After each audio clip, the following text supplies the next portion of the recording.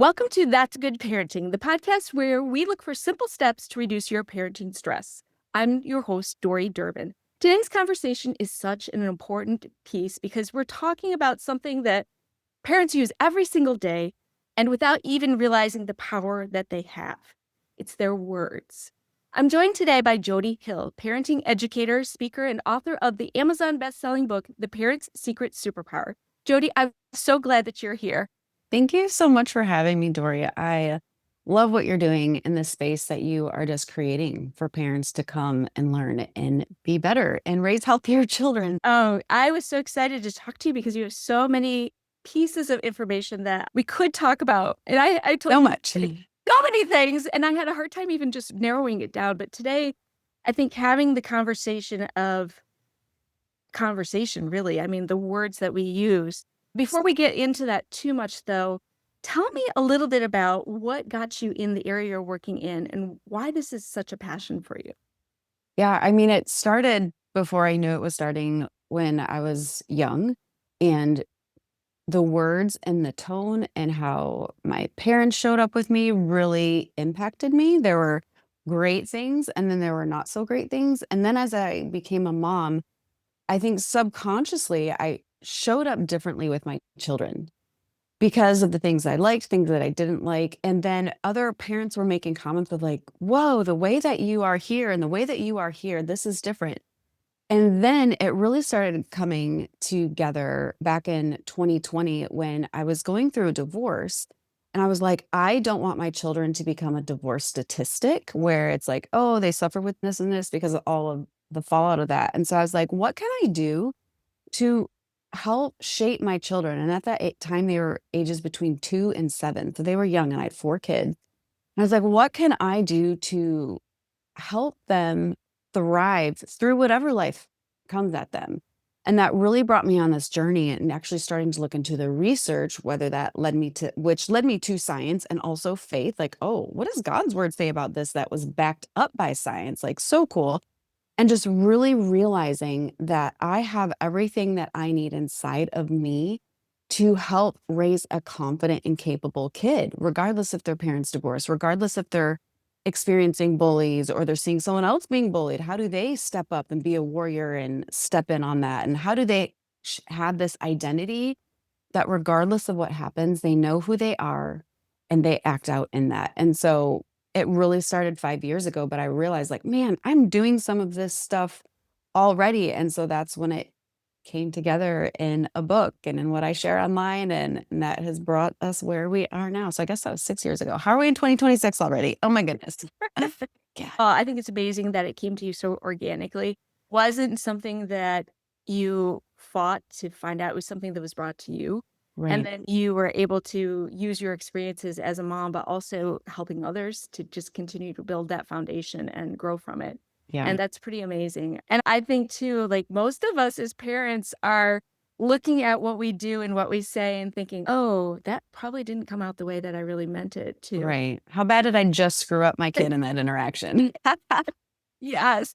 And, again, the whole reason of this podcast is that I don't believe that there's a perfect parent, but there are better ways to do things. 100%. Yeah. So when we talk about this, I think parents think about their words as in the big moments of life. Like, Yeah. oh, I need to talk about bullying. Right. The birds and the bees. Those kinds of things that are big. Yeah. Really, it's the smaller things that make a lot more impact consistently, right? Yes. So talk a little bit about like, what is it that we are doing inadvertently that just stays with the kids that we just need to give us another fear, but stays with the kids longer than what we mean for it to?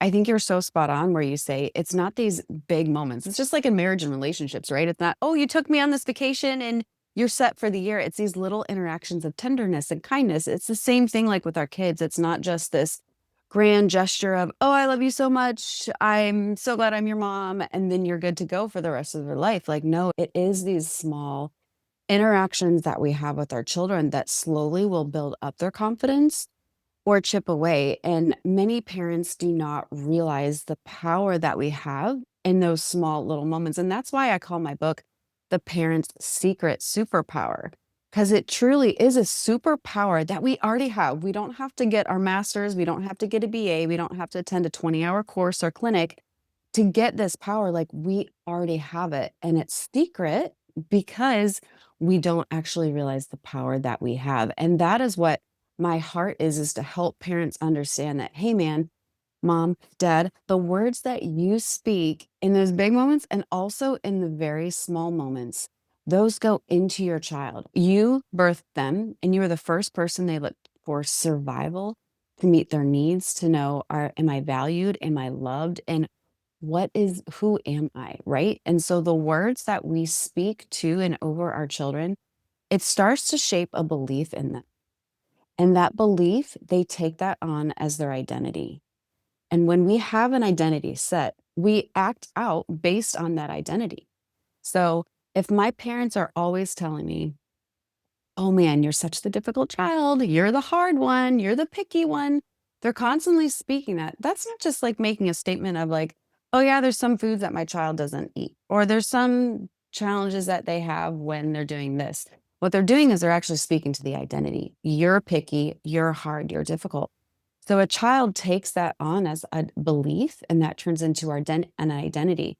So when they go into a room, or they go into like a situation with their siblings, or they're going to school and there's a situation, are they going to show up from a place where it's like, oh, I can contribute, I can do hard things, I can figure this out? No, they're going to show up from a place of, I'm the challenger, I'm the hard one, I'm the difficult one. And that is how they show up, because it comes from a place of identity. That's how all of us are wired. You look at anybody on the street, in a classroom, in a boardroom, you see how they show up in the room, and it comes from those beliefs.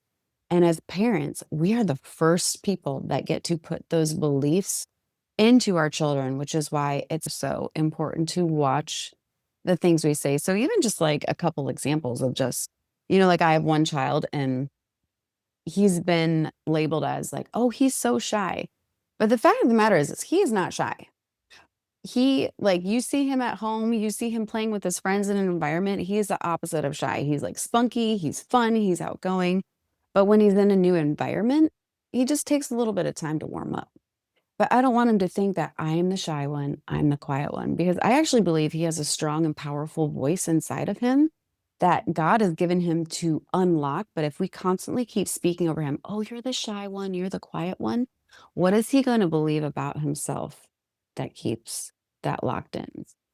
So it just comes from the small little interactions of the daily things that we say to our kids. I think when we think of what we say as being negative, I guess what comes to my mind automatically and first is saying things like, you're not tough. You're so afraid of things. Why can't you do these things like so and so can, right? Like the comparisons or Yes. pointing out the negatives. When Yes. in reality, too, like I feel like what we miss sometimes is saying all the time, you're such a princess. You're so amazing. That can almost be equally as bad, can it? It's really important to speak to truth. So, like, you're the perfect child. But are they? Like, you can do anything you want. Yes. And yet, like, I know my child who is never going to go grow past 5 foot is not going to become an NBA all-star, right? So there's like a place of like honesty and integrity that we want to show up with our kids. And then also we want to call up what we see in them. So in my book, I share 7 simple strategies that you can raise confident kids. And one of them is call up the greatness in them. So you may see something that's still super tiny, but it's like, whatever gets attention gets repeated, right? So practical, simple example, you have a child and they tend to be pretty messy. Like I have one of these, wherever they go in the house, they leave trails. And it's so easy to be like, I can tell you've been in this room. You leave trails around the house all the time. And I'm saying that because I'm pointing it out as something I want fixed. I want something better. I want them to grow in. But like you said, is pointing out the negative what's helpful? Or is it like, you're just the cleanest girl ever? Like, which is not true as well. So it takes some rewiring and retrying in the parent brain of like, okay, this is something negative that I see. This is something that I'd like to get better. How can I encourage them positively in this area? So this child, for example, when they set their mind to it, they're actually really good at organizing. When they're like fueled by their own motivation, she killed it. She was MIA for like 2 hours as I was doing stuff with the other kids, and she comes back and she's like, "Hey mom, come here." I'm like, "Okay."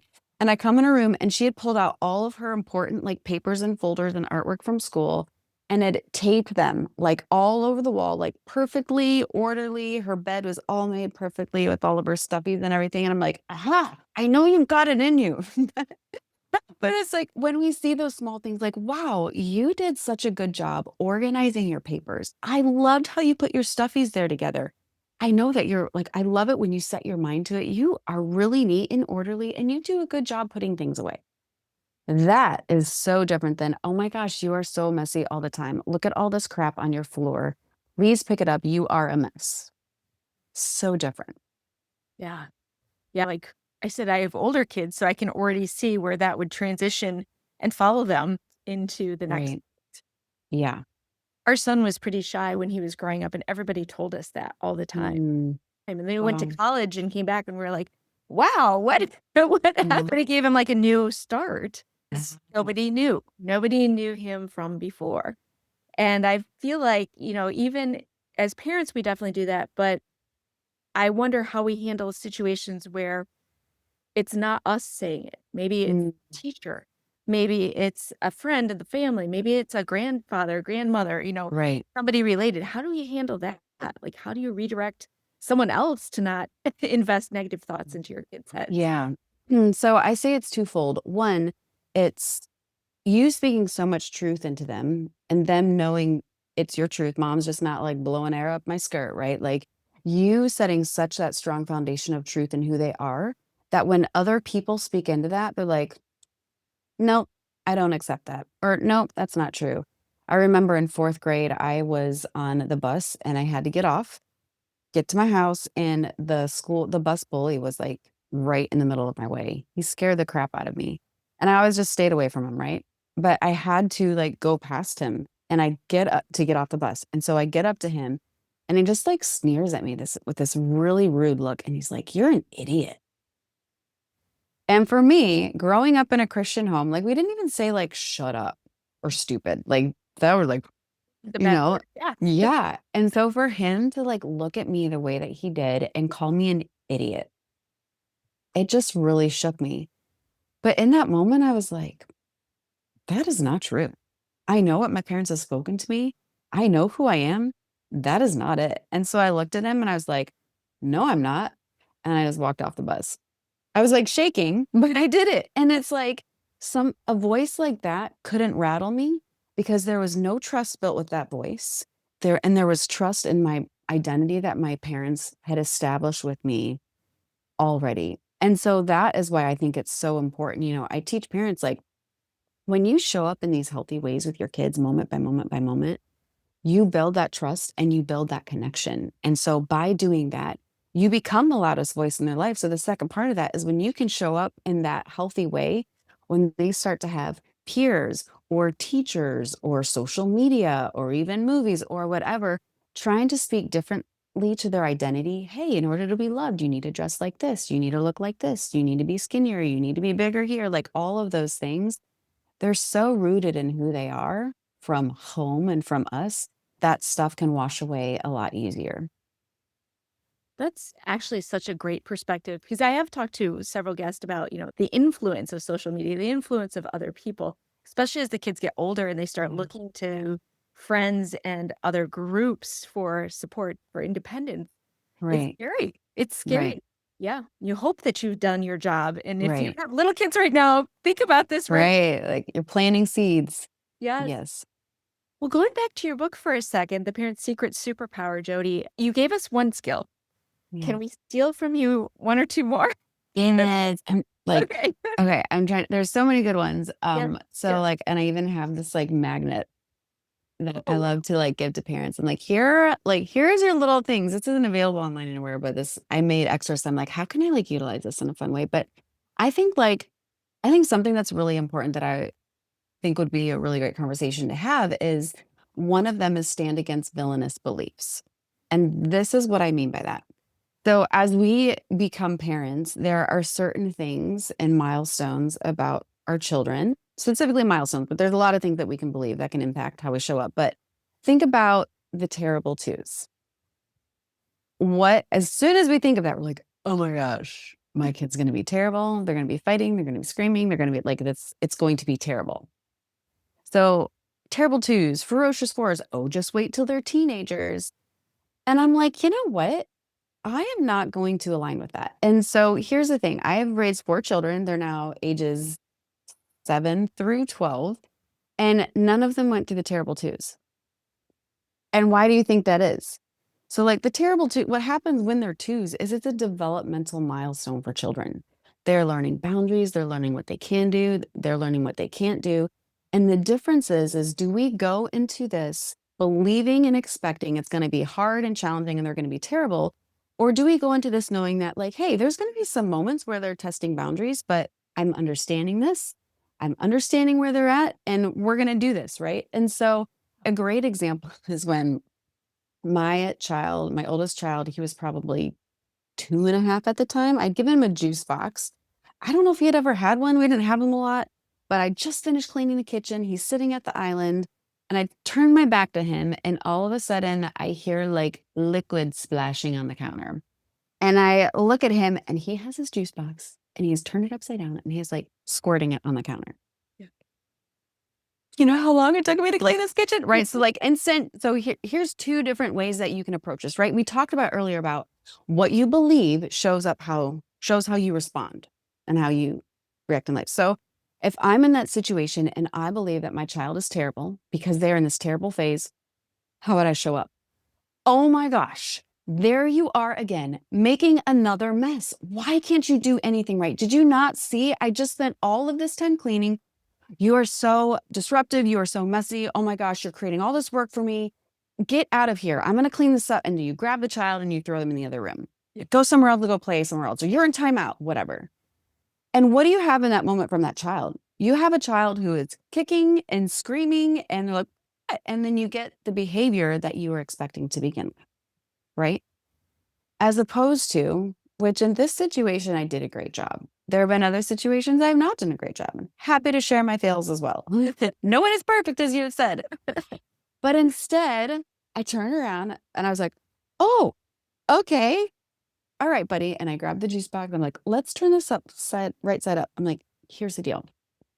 Juice is for drinking and it's not for tipping it upside down. However, if you want to take your juice and tip it upside down, you can do that, but we're not going to do it here and we can go outside and do it. And once it's gone, it's gone. Okay? No more. All right, let's go get some paper towels. Here's some for you. Here's some for me. Let's clean this up. All right. What do you want to do with your juice box? Where do you want to take it? Yeah. No screaming, no crying. Connection hasn't been broken with my child. They're learning. Like, I'm not about excusing behavior. That is not what I'm here for. And I think some people think like, oh, gentle parenting too, like some parenting can get bad stigmas, but like what I'm advocating for, I'm not advocating for parents not having their child take ownership and not having their child take responsibility. What I want to happen is I want them to have responsibility without fear and ownership without shame. So it's like, oh, you messed up. All right. This is how we fix, or how do you think we can fix it? Especially as they get older. Like, bummer, you didn't get that better grade on your test. What do you think you could have done differently? So it's like letting them. So all that to say is when we show up with ways in our children and interactions, believing the worst, it's a self-fulfilling prophecy. So that's why I challenge parents, like, listen to your villainous beliefs. Like, what are those negative beliefs that you have about child rearing, about different ages of children, about maybe even yourself as a parent? Like, oh, my mom yelled at me, I'm going to be a yeller. Like, what are those beliefs? I mean, you can go in all different areas of life. And what are these beliefs that I'm believing that are impacting for the negative of how I show up? So that is what I would encourage parents to do. Yeah. I love that example. We always like to give science lessons to our kids when they're little. And I think, oh, that would have been a perfect science. I gave them a sense of, okay, what I did was seen. It wasn't right. It wasn't punished. I just had to take the ownership. And then we did it a different way that was more acceptable, Yeah. which is 1,000 times different than screaming and yelling and Yeah. causing this rife between the two of you. Which isn't effective. Yeah. And at 2, are they really going to reason this out? Yeah. No. At 12, are they even like their brains aren't even fully developed till 21, right? Like, why would we expect them to have the logic that we do as a 30, 40 something year old, you know? Exactly. So do you think these kinds of examples or conversations is what helps our kids develop more confidence? I know you talked about speaking truths to them. How do they take these truths and own that? Right. Yeah. I say, like, whenever our children mess up, our knee jerk, at least my knee jerk reaction is, let me tell you everything you did wrong and how you can fix it. Yeah.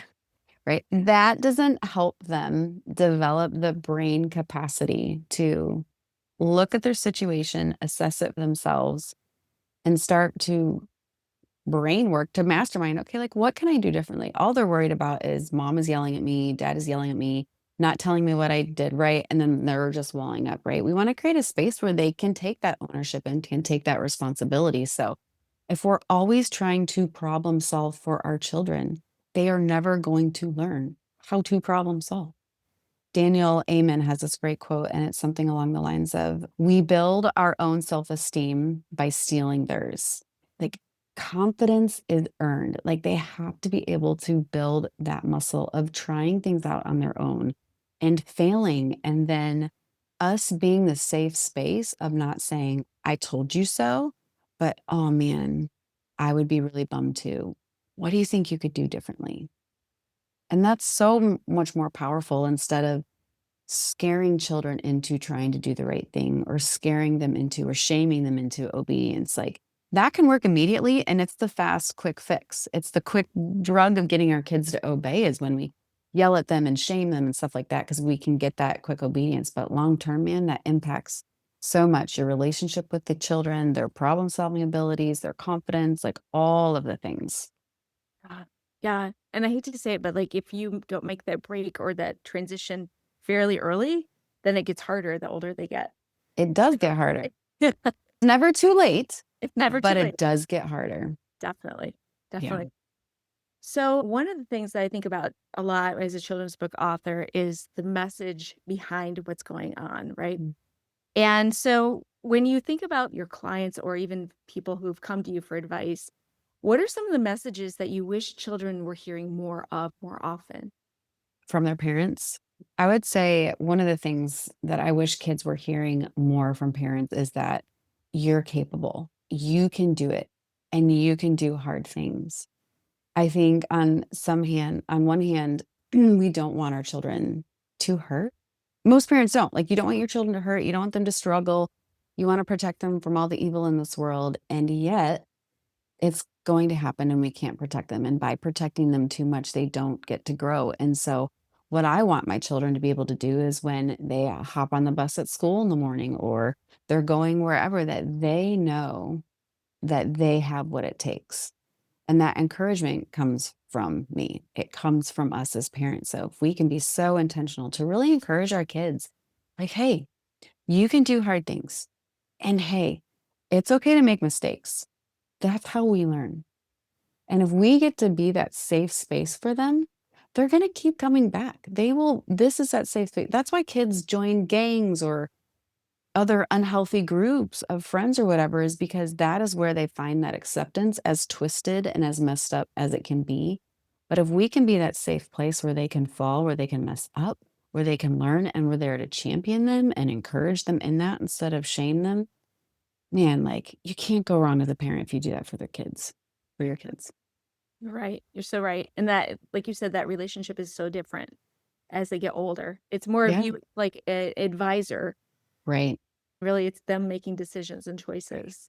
Yeah. You're like a guide, like, oh yeah, that makes sense that you didn't get that good test score. I'm really sorry. I like that perspective too, because there's so much pressure on parents to live up to what other parents are doing and to Ugh. like measure themselves, their success off of what other people are doing. And Yeah. if you're thinking long term instead of the short term, Yes. long term goal, kid can go out, they figured out, how to get their house, they figured out how to of all things, hook up their internet, and they had no idea before, but they felt, Right, they figured struggle it through out. the process. They Yeah. figured out how to find a person who they love and live their life with. These are all things we can't control that they need to be able to do.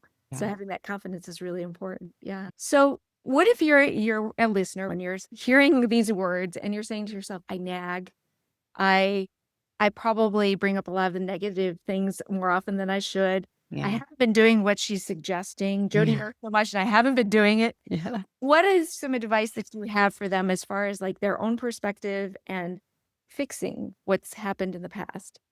So I would encourage parents, one, it's never too late to shift things, right? And just you listening right now today, seeing where you can improve in areas is so powerful because we can't change what we don't see, right? So that's step number one. Step number two is have a little grace for yourself. Step number three is do that inner work. I know it sounds interesting, but like if you can set some space, journal, there's so much power in writing things down, be like, hey, in this situation, for example, why did I yell at my kid when they were getting, or why did I shame my kids? Maybe not yell. Why did I yell at my kid when they were getting food all over their face? Like, for example, we were at the pool a couple years ago. A friend and his mom came. We shared watermelon with him. He was going to town on the watermelon. It was like dripping all over his face and falling down. And the way that she showed up, she was like, oh my gosh, you are creating such a mess. Look, it's dripping on your chin, blah, blah, blah, blah, blah, blah, blah. You're such a heathen. She literally called her son a heathen because he was enjoying his watermelon. So like if that's you, if I was advising that mom right now, I would encourage you to get quiet with yourself. Be like, obviously like something was coming up for you to like come out at your son that way. What was coming up for you? Like what were you feeling like in that moment? And she may say something like, I was embarrassed by his behavior. Okay. What do you make up about his behavior? Like what about that embarrassed you? She's like, well, I feel like his behavior is a reflection of me as a mom. Oh, that makes sense. And she's like, and this morning he did something and I snapped at him and I didn't do a good job and I feel bad about it and I feel shame about it and remorseful about it. And then now like him eating like this in front of friends is just reminding me of how I'm feeling as a mom. If you can get to that, right? It's not just about behavior modification. Hey, let's just try and talk nicer, which yes, we need to be aware, we need to, but there's often things that are way deeper. Like, why am I so hell bent on shaming my child for this thing that they did in front of people? Why does that hit a little harder? Oh man, like it's not about them, it's about me. So if you can try and create space for that, try and understand what's behind that and get to the root, like that'll then shift how you show up in other little ways. So I would say do some personal work, like go deep. And then lastly, I would just say you don't know what you don't know. And that's why I made my book simple and easy and readable, like 7 simple strategies. Okay, what are ways that you can show up with your kids? Oh, yeah, let's not believe negative things. Oh, yeah, let's just try and look for the good and call that up and out in them. So little things like that, it's just learning them and then starting to implement them. Like baby steps, one thing at a time. It takes practice, but you'll get there. It's not rocket science. It really isn't. I feel like just even being aware of the fact that you didn't like it is a start. Yes. Yeah. 100%. Jody, I know parents are going to be wondering where to find your book, how to get a hold of you, and if you're open to questions at all. You want to share that with them? Yeah, for sure. So you can find my book on Amazon. However, if you go to podcast.itsjodyhill.com, I'll give you the links for you to put in your notes. They can go ahead and get the first superpower strategy right then and there for free. It's an audiobook format and also PDF. So you can start right now. And then I also included my top confidence boosters and busters. So many of us have great intentions. And then there are ways that we can show up with our kids. Maybe some of what I've said today, we were like, I didn't even realize that I was busting their confidence and taking away from it. So I've got my top boosters and busters that you can read and take and implement today. If you just go there, enter your email, and then I'll send that stuff to you immediately. That's awesome. I love that you have that all compiled and quick and easy to look at because that was Yes. one of the questions that came to my mind is what are the most common, but you've got it all written out. They can find it. Right. I'm all about simplicity, y'all. I have 4 kids and a bonus daughter, and so I'm like, I got a lot on my plate over here. So let's make it easy, digestible. I'm a parent. I get it. I don't want to sit down and read like a 50-page document or listen to a 10-hour exhortation on how to write. Just give me the nuggets. So that is what my goal has always been with my book and with my freebie that I get. Awesome. Well, Jody, this has been such a delightful conversation. And I think just talking about connection, talking about being aware of what you're saying is definitely one of the first things that they can do beyond going and heading to your website and checking this Yeah. out. So thank you so much for just enlightening us, being honest, giving us real stories about things that you've experienced and insight into how our brains work as parents. Yeah. You're so welcome. I love talking about this. And I really believe, for everyone listening, like you truly do have the power to change your kids' lives. Like if you change your words, you will change their life. And you can start today. And I think what I would even encourage you, if you're realizing that you have not done the best job up until now, one, start to speak life over yourself instead of continue to say, like, I suck as a parent, I'm bad as a parent, I'm negative as a parent. It's like, okay, I'm committed to being encouraging today. Focus on what you're committed to, but then bring your kids into the conversation. Be like, hey, I just listened to this podcast, or I'm reading this book, and I am realizing that I can do better with my words and that I have not done the best job encouraging you. And I'm going to start to change that. And so I would love to invite you in with me because as a family, we're going to use our words to build and encourage other people and not to tear down. So, one, will you forgive me for how I've been? And two, let's go on this journey together. You do that with your kids. Oh my gosh, so powerful. Oh, such good advice, Jody. Well, thank you again so much for being on the show. I can't wait for people to connect with you. Thanks for having me.